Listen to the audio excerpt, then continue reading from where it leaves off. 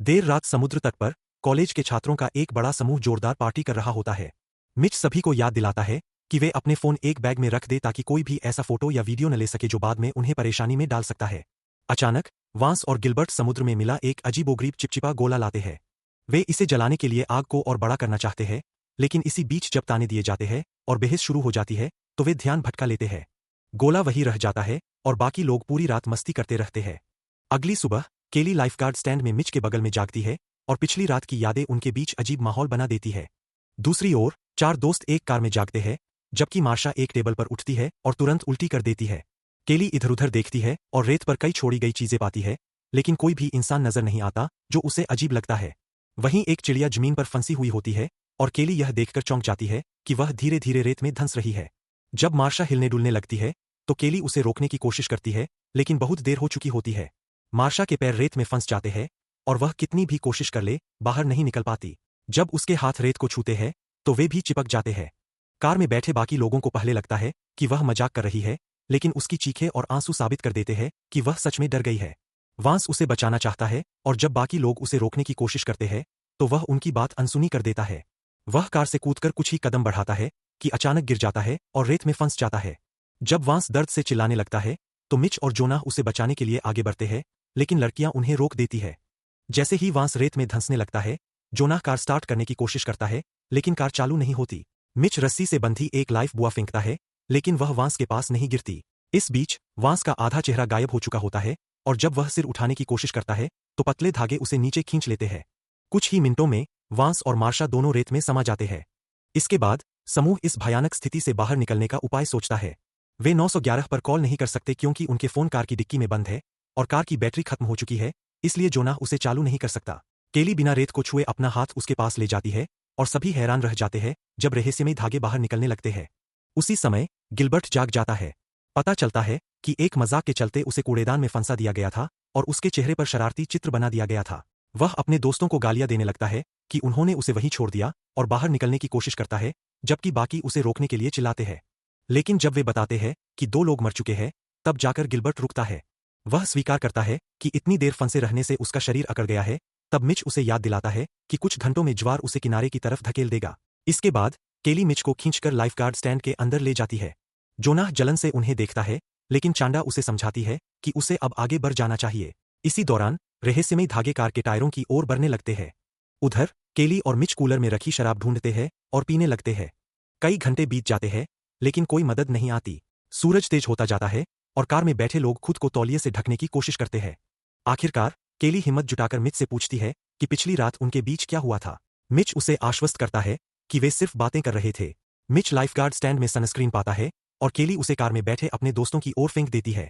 जब वे पिछली रात की घटनाओं पर चर्चा करते हैं तो उन्हें एहसास होता है कि बाकी पार्टी में आए लोग वहां से गए नहीं थे, बल्कि रेत ने उन्हें निगल लिया था। सभी डर और दुख से रोने लगते हैं, सिवाय गिलबर्ट के, जो तेज धूप के कारण जलती हुई अपनी त्वचा को लेकर घबराने लगता है। जोनाह उसे सनस्क्रीन फेंकता है, जिससे वह थोड़ी राहत महसूस करता है। इसी समय केली देखती है कि वह चिपचिपा गोला अब पूरी तरह सूखकर 2 हिस्सों में टूट चुका है। रॉनी समझ जाता है कि यह असल में कोई गेंद नहीं थी, बल्कि एक अंडा था और उसके अंदर से निकला जीव ही लोगों को निगल रहा है। चूंकि वह बस पिछली रात ही पैदा हुआ था, केली अनुमान लगाती है कि यह अभी बहुत बड़ा नहीं हुआ होगा। वह कूलर से एक सॉसेज निकालती है और रेत पर फेंकती है, जिससे सभी देख पाते हैं कि रहस्यमयी धागे उसे तुरंत अंदर खींच लेते हैं। फिर वे कुछ और सॉसेज फेंकते हैं ताकि यह पता चल सके कि राक्षस कितनी दूरी तक पहुंच सकता है, लेकिन धागे लगातार बाहर आते रहते हैं।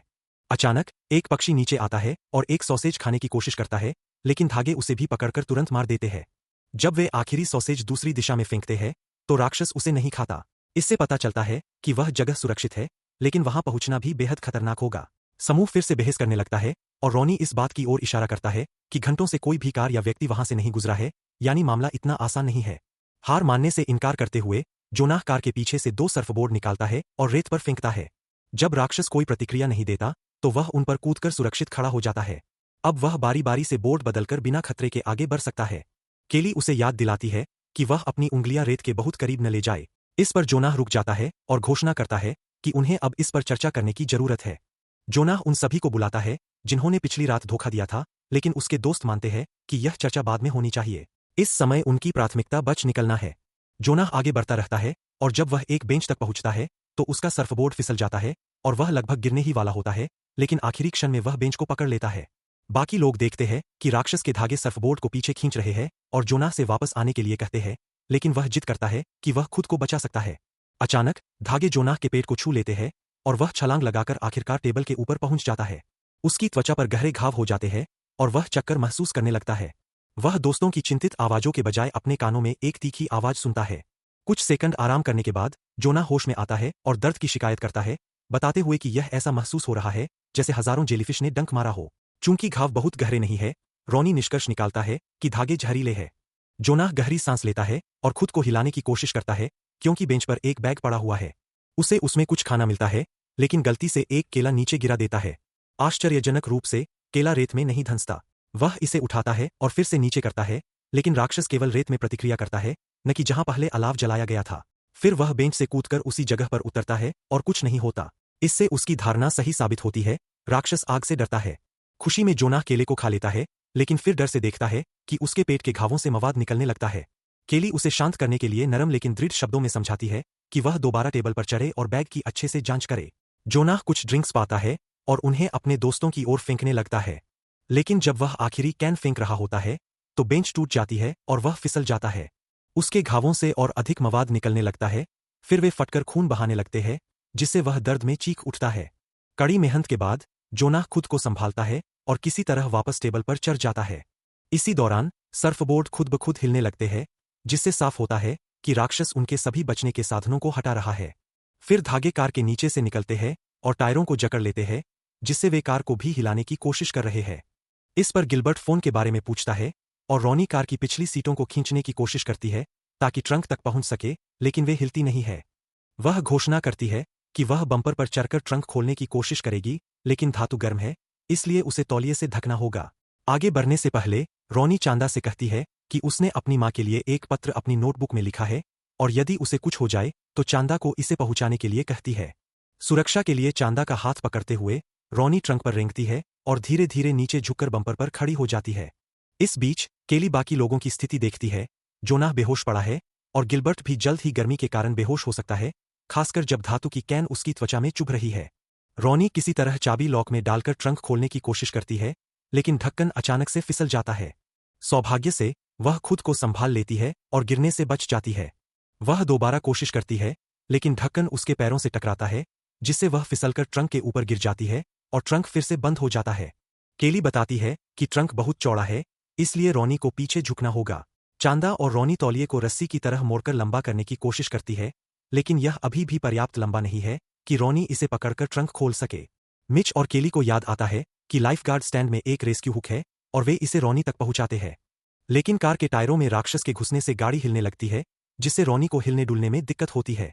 काफी सावधानी बरतने के बाद रॉनी आखिरकार ट्रंक खोलने में सफल हो जाती है। लेकिन जैसे ही वह फोन लेने के लिए आगे बढ़ती है, अचानक बीच पर एक दूसरी कार आ जाती है और इतना जोर से हॉर्न बजाती है कि रॉनी घबरा जाती है। वह फिसल जाती है और ट्रंक फिर से बंद हो जाता है, उसकी उंगलियां फंस जाती है। वह दर्द से चीख पड़ती है, जबकि बाकी दोस्त नए व्यक्ति का ध्यान खींचने के लिए चिल्लाने और हाथ हिलाने लगते हैं। कार टेबल के पास रुकती है और बीच पेट्रोल अधिकारी एलेक्स खिड़की नीचे करके उन्हें बताता है कि बीच बंद है। दोस्त उसे अपनी हालत समझाने की कोशिश करते हैं, लेकिन एलेक्स को लगता है कि उन्होंने ज्यादा शराब पी रखी है, इसलिए वह उनकी बातों पर विश्वास नहीं करता। चेतावनियों को नजरअंदाज करते हुए वह कार से बाहर निकलता है, लेकिन कुछ नहीं होता। वह जोनाह और गिलबर्ट की हालत देखने के लिए इधर उधर घूमता है, लेकिन बिना किसी परेशानी के चलता रहता है। दरअसल राक्षस के धागे उसके पैरों को पकड़ने की कोशिश करते हैं, लेकिन उसके मजबूत जूतों को पार नहीं कर पाते। वह गिलबर्ट के शरीर और उसके चेहरे पर बने चित्र का मजाक उड़ाता है और उसे खींचकर निकालने की कोशिश करता है, लेकिन असफल रहता है। इसके बाद वह रॉनी की मदद करने की कोशिश करता है, लेकिन उसकी उंगलियां भी नहीं निकाल पाता। वह सभी दोस्तों का अपमान करता है और आरोप लगाता है कि उन्होंने कुछ नशीली चीजें ली है। इससे परेशान होकर केली उस पर बेकार होने का आरोप लगाती है। गुस्से में एलेक्स लाइफगार्ड स्टैंड की तरफ जाता है और केली और मिच से बहस करने लगता है। वह अभी भी उनकी कहानी पर यकीन नहीं करता और नीचे आने के लिए धमकाता है। जब वे मना कर देते हैं तो वह अपना पेपर स्प्रे निकालने की कोशिश करता है, लेकिन गलती से कार की चाबी गिरा देता है। जैसे ही वह उन्हें उठाने के लिए नीचे झुकता है, उसका हाथ रेत में फंस जाता है। कैले एलेक्स को पेपर स्प्रे का इस्तेमाल करने को कहती है। जब एलेक्स धागों पर स्प्रे करता है तो वे तुरंत मिट्टी में गायब हो जाते हैं और उसका हाथ छोड़ देते हैं। लेकिन जब वह देखता है कि उसका हाथ पहले ही आधा खाया जा चुका है, तो वह दर्द से चीख पड़ता है और संतुलन खोकर रेत में गिर जाता है। राक्षस उसे नीचे खींचने लगता है, लेकिन रॉनी स्टैंड की रैंप का इस्तेमाल कर नजदीक जाती है और एलेक्स की मदद की अनदेखी करते हुए पेपर स्प्रे उठा लेती है। एलेक्स की चीखों को अनसुना करते हुए वह उसे मरने के लिए छोड़ देती है और कुछ ही पलों में वह पूरी तरह रेत में समा जाता है। एलेक्स के मजबूत जूते देखकर मिच अपने फ्लिप-फ्लॉप उतार देता है और चांडा से तौलिए मांगता है ताकि अपने पैरों को ढक सके।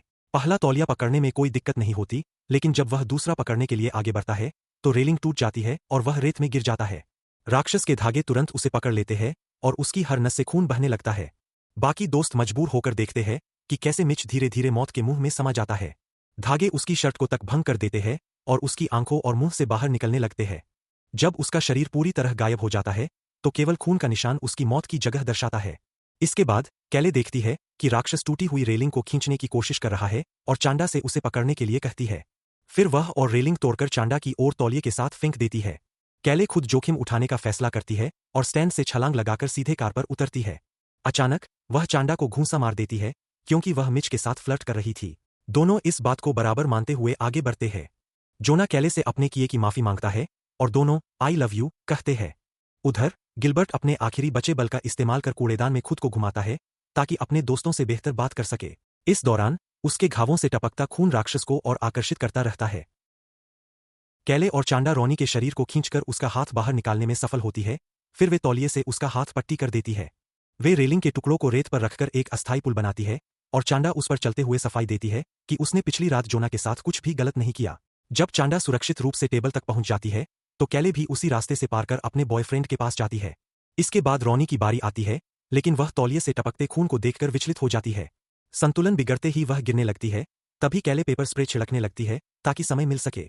शुरुआत में रॉनी को कुछ नहीं होता और कैले उसका हाथ पकड़ लेती है, लेकिन तभी राक्षस के धागे रॉनी के दूसरे हाथ तक पहुंच जाते हैं और उसे नीचे खींच लेते हैं। धीरे धीरे रेत में समाते हुए वह गायब हो जाती है और बाकी सब रोते रह जाते हैं।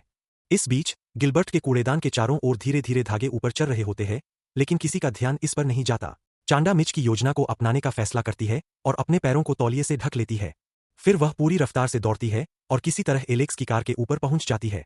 अचानक गिलबर्ट महसूस करता है कि कूड़ेदान हिल रहा है, जिससे वह घबरा जाता है। लेकिन कुछ ही सेकंड में यह रुक जाता है। जैसे ही वह सोचता है कि अब खतरा टल गया, वह खून उगलता है और तभी विशालकाय टेंटेकल्स कूड़ेदान से बाहर निकलते हैं और उसे लपेट लेते हैं। कुछ ही पलों में वे उसे नीचे खींच लेते हैं और पीछे सिर्फ खून का निशान रह जाता है। इसके बाद राक्षस एलेक्स की कार को हिलाना शुरू कर देता है, जिससे चांडा बोनट पर गिर जाती है और सिर पर चोट लगने से बेहोश हो जाती है। कई घंटे बीत जाते हैं और रात हो जाती है। चांडा को होश आता है और वह देखती है कि कार की छत पर एक राफ्ट रखा है। वह उसे रेत पर फेंकती है ताकि टेबल तक पहुंच सके। अब वह कैले की मदद कर सकती है ताकि वे जोना को कार तक ले जा सकें। कैले के कार में चढ़ते ही जमीन हिलने लगती है और वह पीछे गिरकर राफ्ट पर आ जाती है। जैसे ही वह कार की तरफ लौटने लगती है, एक चमकती हुई टेंटेकल उसके सामने उभरती है और हमला करने की कोशिश करती है, लेकिन कैले उसे चकमा दे देती है, जिससे टेंटेकल केवल कार का दरवाजा बंद करके गायब हो जाती है। फिर कैले कार के ऊपर चढ़ती है और गैस की एक कैन पकड़ती है, लेकिन तभी टेंटेकल दोबारा प्रकट होकर उसे नष्ट कर देती है, जिससे गैस खुद उस पर फैल जाती है। कैले जल्दी से दूसरी गैस कैन उठाती है और उसे रेत पर उड़ेल देती है। इसके बाद वह अपनी जेब से माचिस निकालती है। जैसे ही टेंटेकल फिर से हमला करने के लिए आगे बढ़ती है, कैले माचिस जलाकर उसे उसकी तरफ फेंक देती है। पूरा टेंटेकल आग की लपटों में घिर जाता है और प्राणी दर्द से तड़पते हुए चीखने लगता है। इसी बीच चांडा कार का दरवाजा खोल देती है ताकि कैले अंदर आ सके। राक्षस दरवाजा खोलने की कोशिश करता है, लेकिन लड़कियां उसे खींचकर बंद रखती है। फिर वह अपनी बड़ी टेंटेकल से कार पर हमला करता है, लेकिन कोई असर नहीं होता, इसलिए वह अंततः गायब हो जाता है। लड़कियां कुछ देर तक सांसें समेटने की कोशिश करती है और तभी उन्हें एहसास होता है कि जोना अब जिंदा नहीं है। यह देखकर वे दोनों फूट फूट कर रो पड़ती है। अगली सुबह एक सर्फर कार के पास आता है और खिड़की पर दस्तक देता है, जिससे लड़कियां जाग जाती है। वे कार से बाहर निकलती है और बिना किसी परेशानी के रेत पर चलने लगती है, जिससे यह साफ हो जाता है कि राक्षस अब वहां नहीं है। कैले और चांडा घर की ओर बढ़ने लगती है, लेकिन उसी समय राक्षस समुद्र में तैरता हुआ एक नई बीच की ओर बढ़ रहा होता है, जहां उसे नए शिकार मिल सकें।